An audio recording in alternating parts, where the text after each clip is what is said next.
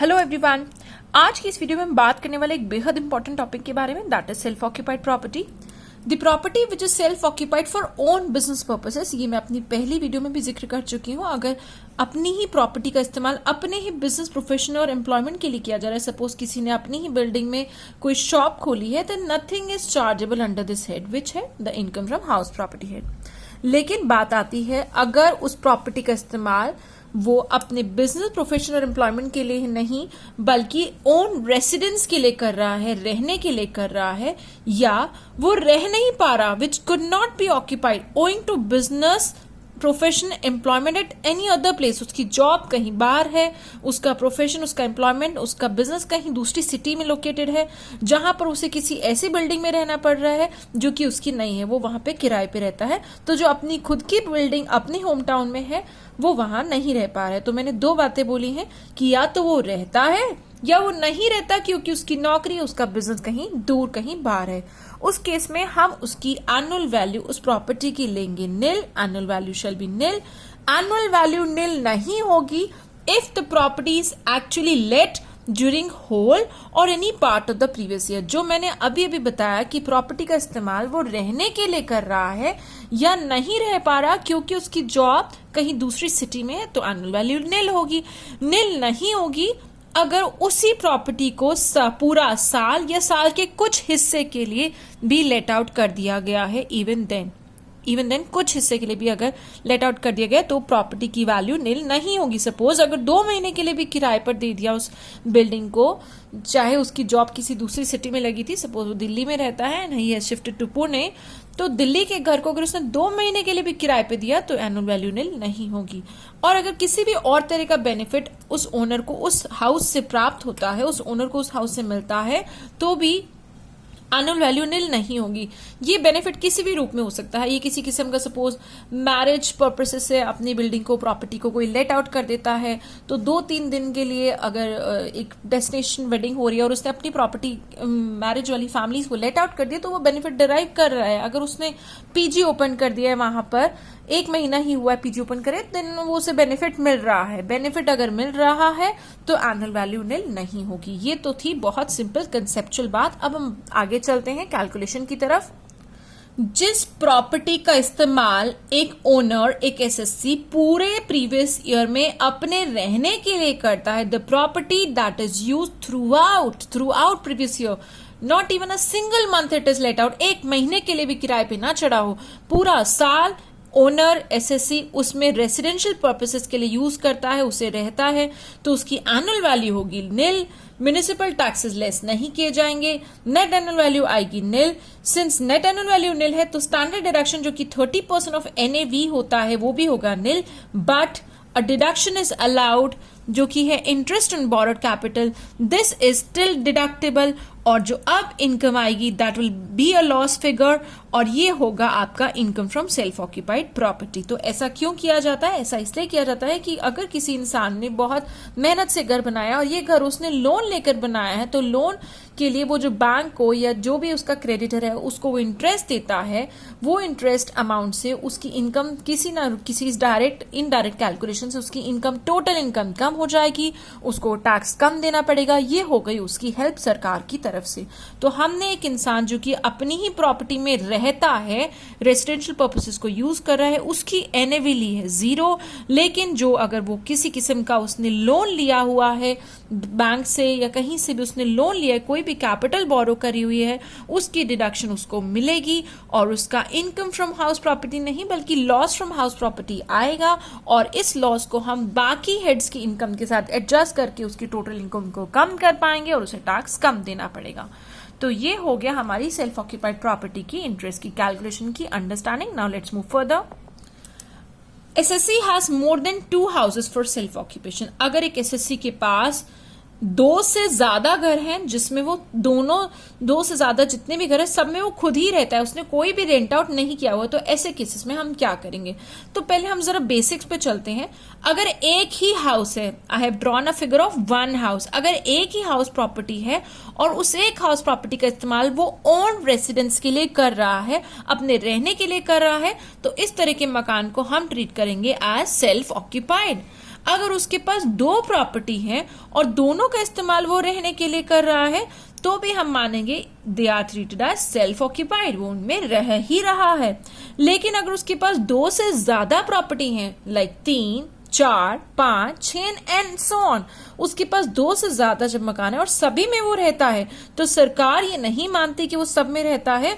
वो ये कहा जाता है किन्हीं भी 2 हाउसेस को वो मान सकता है कि वो सेल्फ ऑक्यूपाइड है, और जो बचे हुए अदर हाउस मतलब लाइक थर्ड हाउस या houses, third, fourth, fifth, six, seven, जितने भी हाउस हैं, 2 से ज्यादा जितने भी हाउसेस हैं, उनको माना जाएगा they are deemed to be let out. वो किराए पर दिए हुए हैं और उनसे रेंट आ रहा है, जो कि आ नहीं रहा, बट दैट इज अज्यूम्ड, और उस पर इनकम टैक्स कैलकुलेट होगा, उसकी इनकम बकायदा कैलकुलेट होगी, तो एनुअल वैल्यू निकाली जाएगी। Annual value of such house will be determined in the same manner जैसा कि मैंने आपको किराए की प्रॉपर्टी जो होती है उसकी ग्रॉस एनुअल वैल्यू अपनी पिछली वीडियोस में सिखाई है, बिल्कुल वैसे ही इस तीसरी, चौथी, 5वीं, 6ठी, 7वीं, 8वीं सभी प्रॉपर्टी जो इस एसएससी की 2 से ज्यादा प्रॉपर्टी जिनमें वो रहता है उनकी भी एनुअल वैल्यू बिल्कुल वैसे ही निकलेगी जैसे आपको किराए की प्रॉपर्टी में सिखाई गई है।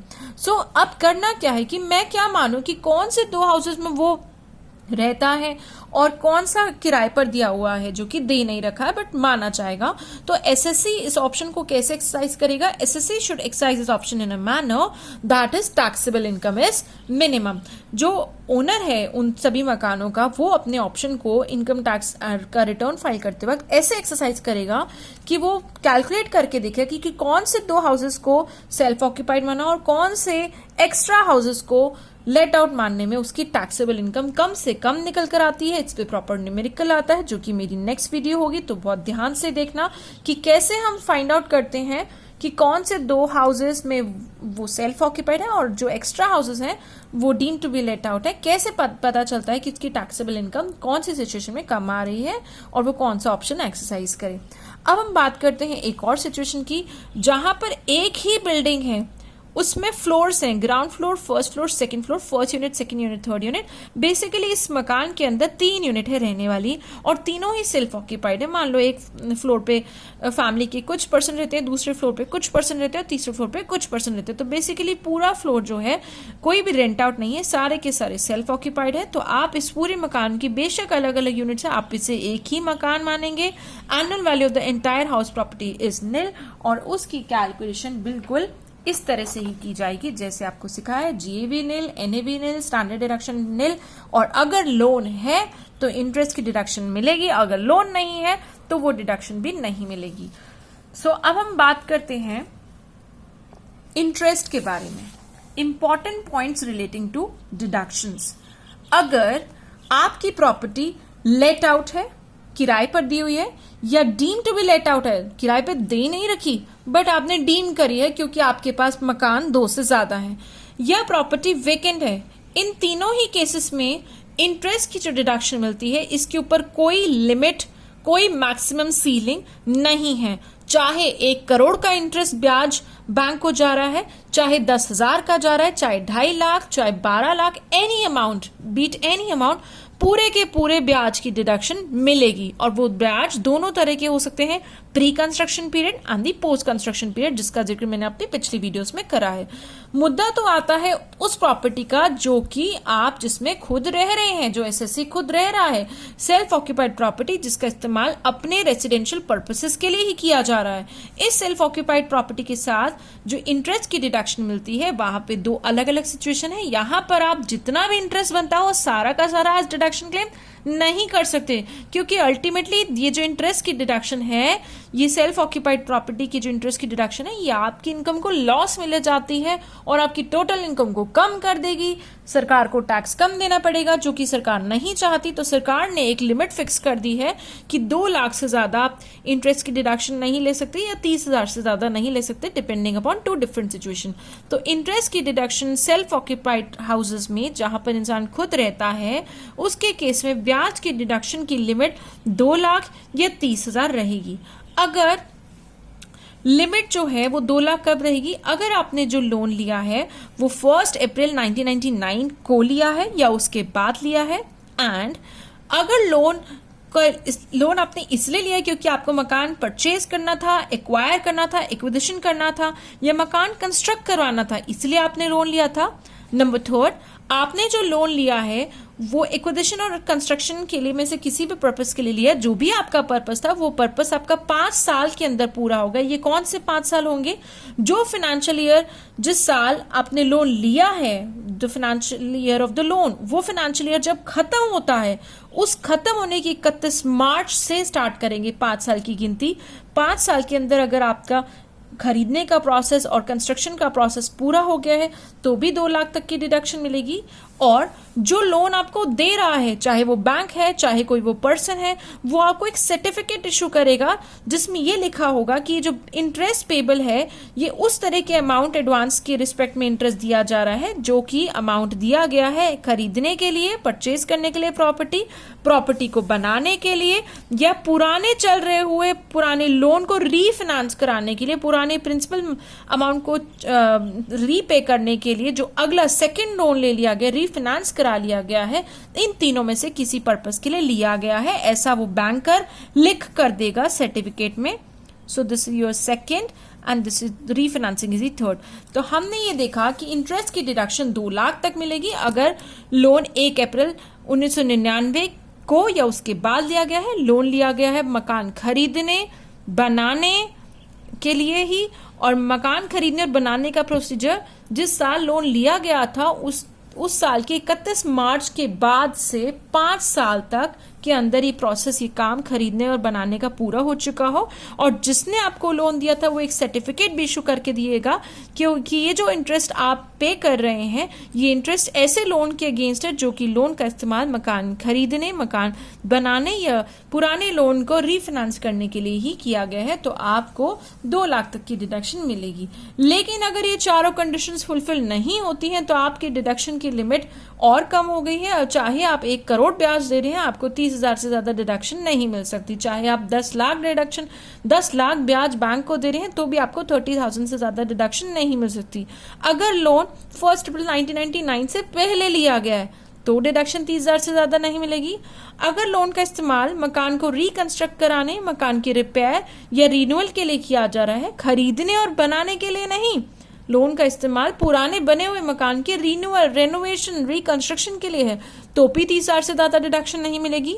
और अगर आपने लिया तो इसलिए था एक्विजिशन और कंस्ट्रक्शन के लिए लिया था, लेकिन आपका लोन लेने के फाइनेंशियल ईयर के एंड से 5 साल तक के अंदर अंदर ये प्रोसेस पूरा ही नहीं हुआ, मकान खरीद ही नहीं सके, 5 साल में भी कोई मकान पसंद नहीं आया आपको, ये 5 साल में कंस्ट्रक्शन पूरी नहीं हो पाई, तो आपको 30,000 से ज्यादा डिडक्शन नहीं मिलेगी। और अगर सपोज ये तीनों रिक्वायरमेंट्स तो फुलफिल हो जाती है, लेकिन जो लोन दे रहा है उसने ये सर्टिफिकेट ही नहीं इशू किया आपको कि लोन जो उसने दिया था, ये जो इंटरेस्ट वो ले रहा है वो ऐसे लोन के अगेंस्ट ले रहा है जो कि एक्विजिशन, कंस्ट्रक्शन या रीफाइनेंसिंग ऑफ पुराना लोन जो है उसके लिए दिया गया था ये लोन, अगर ऐसे सर्टिफिकेट उसने इशू नहीं करे तो 30,000 से ज्यादा की डिडक्शन नहीं मिलेगी। तो ये आ जाता है डिडक्शन का पॉइंट कि मैक्सिमम डिडक्शन कितनी मिल सकती है। तो हम अपनी अगली वीडियो में बात करेंगे एक न्यूमेरिकल के बारे में। उस न्यूमेरिकल में हम इन डिडक्शंस को भी कवर करेंगे, इंटरेस्ट भी कैलकुलेट कर सकते हैं, और हम जो है एक बहुत इंपॉर्टेंट पॉइंट डिस्कस करेंगे कि अगर एक इंसान के पास, एक एसएससी के पास 2 से ज्यादा मकान हैं जिनमें वो खुद ही रहता है, तो कैसे मानेंगे कि कौन से मकान में वो खुद रहता है और किसको हम माने कि deem to be let out है, उसके कैलकुलेशन कैसे की जाएगी, कैसे फाइंड आउट करें। क्यों अगर किसी के पास ए बी सी 3 मकान है तो ए बी सी में से कौन से 2 में वो खुद रहता है, कौन सा तीसरा है जो उसने लेट आउट किया हुआ है, इसका भी जिक्र होगा। सेल्फ ऑक्यूपाइड प्रॉपर्टी की जो डिडक्शन हमारी बेसिकली इनकम को लॉस में ले जाती है, इसको भी दिखाया जाएगा, और इंटरेस्ट की लिमिट को भी हम देखेंगे प्रैक्टिकल इस्तेमाल करके कि कैसे किस सिचुएशन में हम 2 लाख कर देते हैं लिमिट, चाहे इंटरेस्ट कितना भी, और कैसे किस सिचुएशन में 30,000 कर देते हैं। ये वीडियो लेंथी हो जाएगी अगर मैंने इसी वीडियो में आपको क्वेश्चन करके दिखाया। So do watch out my next video in which I will be explaining you how to do the calculation for 3 houses, 3 self-occupied house property. Thanks for watching. Stay connected. Bye bye.